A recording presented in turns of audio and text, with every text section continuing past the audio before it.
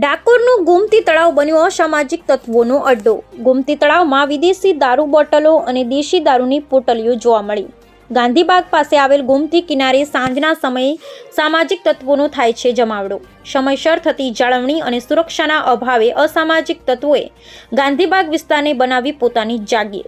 ખુલ્લેઆમ બેરોકટોક પીવાતા અને વેચાતા દારૂને લઈ સ્થાનિક ડાકોર પોલીસ તંત્ર પર ઉઠ્યા અનેક સવાલ।